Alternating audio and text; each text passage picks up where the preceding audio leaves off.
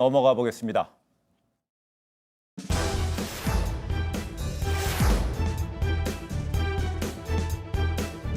미국이 이것을 받아주지 않는다면은 적극적으로 NPT 탈퇴하고 우리 스스로 자강할 수 있는 그런 핵무기 개발에 대한민국 국민의 80%가 이제 우리도 전술핵 재배치나 자위권 차원의 핵을 보유해야 하는 것이 아니냐.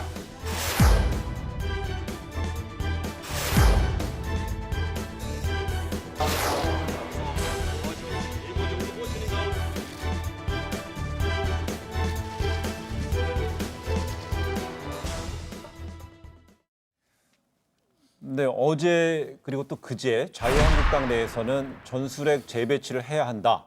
자체 핵무기를 개발해야 한다는 주장이 나왔습니다. 단도직입적으로 물어보겠습니다. 두 분, 한국당 주장 이 시점에 며칠 전엔 독도 연공에 대한 이슈도 컸었는데 실현 가능한 주장이라고 보여집니까? 어느 분부터?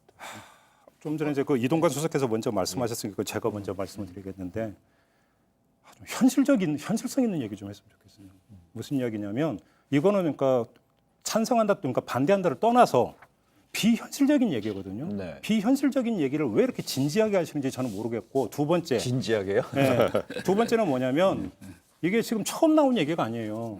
그러니까 잊을만 하면 한 번씩 나오는 건데 네. 그다음에 그런데 왜 잊혀졌는가? 비현실적이니까 잊혀졌는데 또 잊을만 하면 또 비현실적인 얘기를 다시 끌고 나온단 네. 말이죠. 제가 볼 때는 소설 같은 얘기 좀 그만하시라. 먼저 결론부터 말씀을 드리겠습니다. 예. 뭐 그 현실적인 실행 가능성은 없는 게 뭐 맞죠. 네. 현재 그 상황에서는 뭐냐면 특히 핵무장이라는 거는 이제 너무 좀 먼 얘기고 지금 나오는 얘기는 결국 그 전술 핵 재배치 얘기 아니겠어요. 근데 저는 이제 요 얘기는 하고 싶어요. 이것도 뭐 전술 핵 재배치라는 것도 뭐 그 난관이 많아요. 사실은 현실적으로는. 그러나 우리가 한번 이 담론의 주제로 테이블에 올려놓고 논의를 해볼 필요는 있다. 우리가 뭐 먼저 지뢰 이거 안 되니까 그만두자 하는 그 논의를 할 필요는 없고 실제로 네. 2017년에도 그 송영무 장관하고 그 매티스 전 장관이 논의를 했었어요. 물론 결론을 난 건 아니지만은 테이블에 올려놓고 얘기할 수는 있다 네. 하는 차원에서 본다면 지금 한번 제기는 할 필요가 있다 하는 생각이 들어요. 예. 알겠습니다. 오늘 강경화 외교부 장관 국회에 출석했습니다. 근데 한국형 핵무장 이야기가 나왔는데요. 여기에 대해서 오늘 발언에 정부에서는 좀 선을 그은 거잖아요. 그렇죠. 아니 그리고 저는 예를 들어서 이게 비현실적이라고 왜 말씀을 드리냐면 뭐 여야를 가리지 않고 정부 차원에서 전술핵 재배치라고 하는 입장을 정해서 미국에 요청한다고 가정을 예. 해보죠. 미국이 받을 거라고 생각하십니까? 제가 볼 때는 예를 들어서 받지라. 왜냐면 미국의 지금 정책은 세계적으로 핵 우산 정책이잖아요. 그러니까 이런 거거든요. 오키나와에 미군 기지가 있어요. 미군 기지에 뭐 전략 핵 전술핵이 있어요. 자, 한반도 유사시에는 오키나와에서 발진을 하는데 10분 만에 와요. 전술핵이요. 그렇죠. 이게 네. 그러니까 미국의 핵 우산이에요. 네. 이런 상황에서 굳이 전술핵을 이야기하는 이유도 모르겠고 미국 입장에서는 그렇기 때문에 굳이 받을 이유가 뭐가 있냐 이런 거고 하나만 더 말씀을 드릴게요. 첫째 실효성도 없고 두 번째 이렇게 돼버리면 오늘 중앙일보가 그걸 보도를 했더라고요. 볼턴 국가안보 보좌관이 와서 계속했던 얘기는 방위비 분담금 증액 네. 6배로 증액하고 이거는 조정 불가 협상 사항이 아닙니다라고까지 얘기를 했다고 하는데 정확히 하면 5배 정도가 되겠죠. 그렇죠. 50억 달러니까요. 네, 제가 좀 산수에 약해가지고 아, 예. 아무튼 근데 뭐냐면 이게 사실이라고 한다면 이렇게 돼버리면은요 미국에 대한 청구서만 더 이렇게 쭉쭉쭉 쌓여요. 실효성도 없고 거기다 왜 미국의 청구서만 더 그러니까 나를 이런 얘기를 왜 하냐는 거예요 도대체 제가. 지금 최근에 트럼프 미국 대통령이 북한의 미사일 최근에 발사에 대해서 개의치 않는다 이러니까는요. 자유한국당 등에서는 트럼프 대통령에서 불편한 심기 속에서 또 이런 게 나오지 아니, 않았을까요? 그러니까 그거는 볼턴 이제, 보좌관의 예. 방위비 50억 달러 얘기까지가 만약에 정확하다면 아니면 논의가 되고 있다면 거기에 대해서 어떻게 보면 자유한국당 이런 발언들이 트럼프 행정부들한테는 좀 압박이 되지 않을까라는 그 주장 분석도 있어요. 요새는 아주 재밌는 것이 예. 어떻게 한국의 보수 우파 쪽에서 반 트럼프 정서가 맞아요. 강해졌더라고요. 네. 근데 지금 상당히 그 부분에 분석이 일리가 있는 것은 예. 지금 이제 왜 그러면 제가 아까 이걸 테이블에 올려놓고 논의를 한번 해봐야 한다고 얘기했냐면 지금 뭐 중국, 러시아의 도발에 대해서 우리가 왜 작아지는지 그 앞에서만 서면 예. 하는 그것보다 훨씬 더 심한 것이 바로 어제도 저희가 얘기한 것처럼 오죽하면 김날두 얘기가 나올 만큼 우리가 네. 호구도 아니고 북한에 무슨 호갱이 된 것 같은 이런 상황에 부딪혀서도 왜 청와대는 꿀먹은 벙어리인가? 그러니까 이 어떤 핵 협상 또 어떤 그 이 핵 문제 해결을 위한 어떤 견인차로서도 마중물로서도 이런 논의가 좀 필요하다고 하는 것은 그건 거꾸로 그 미국을 좀 이 적극적인 이 협상 테이블로 끌어오기 위한 그 저것도 되는 거죠. 저 유인 요인도 된다. 왜냐? 지금 단거리 미사일에 대해서 지금 미국이 취하고 있는 그 태도를 한번 보세요. 결국 그 최근에 여러 가지 그 도발 상황 속에서 그거 별거 아니다. 우리에 대해서는 위협이 안 된다 이래 버리니까 사실은 우리만 공중에 붕 떴는데 그럼 우리는 그 다음에 어떻게 해야 되나? 지금 사실은 핵심은 이거잖아요. 아까 얘기하신 것처럼 미국이 확장된 핵 억제 전략 그거예요 바로. 쉽게 얘기하면 그 주일미군을 중심으로 해서 배치돼 있는 전략 자산 그거를 언제든지 한국에 투입할 수 있도록 그 이제 그 서로 이제 밀접한 그 동맹 관계를 군사 동맹 관계를 유지해가는 것이 중요한 것인데 지금 북한의 의도는 그럼 뭐냐? 여기가 굉장히 중요한 포인트예요. 그래야 이 우리가 왜 지금 그 전술 핵무기 재배치에 대한 그 논의를 그래도 테이블에 올려놔야 되느냐는 해답이 나온다고 봐요. 무조건 우리가 그 이 야당이 지금 무슨 전쟁 광이기 때문에 그렇게 이걸 부추기자는 것이 아니고 뭐냐면 북한의 의도는 지금 한미 간에 이런 그 전략 자산을 보내고 이런 합동 군사 훈련 같은 걸 통해서 말하자면 유사시에 대응하려는 역량을 고리를 끊기 위해서 지금 압박을 가는 거란 말이에요. 그러니까 분명히 엊그제도 얘기했잖아요.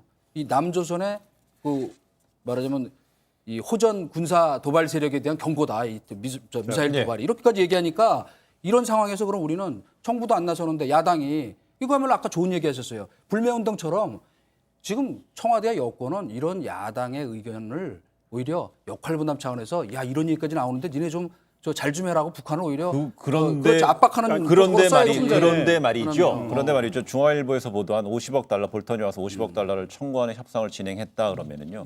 이게 뭐 전술핵 배치라든지 전략 자산이 왔다 갔다 하는 비용도 추계했다는 건데 그럼 도리어 한나라당의 핵 무장 재무장은 차치하더라도 전술핵 재배치한다는 면은요.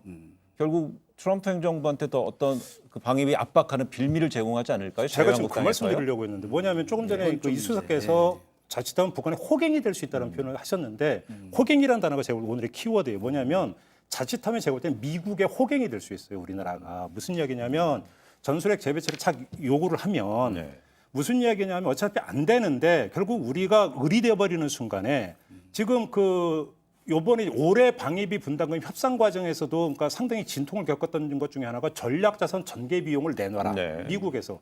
이게 요구사항이었다는 거 아닙니까? 원래 방위비 분담금에는 그게 들어가 있지를 않아요. 근데 갑자기 트럼프 행정부 와가지고 전략자산 전개 비용 하면서 더블로 올려주세요 이렇게 됐는데 그게 5배라고 하셨죠?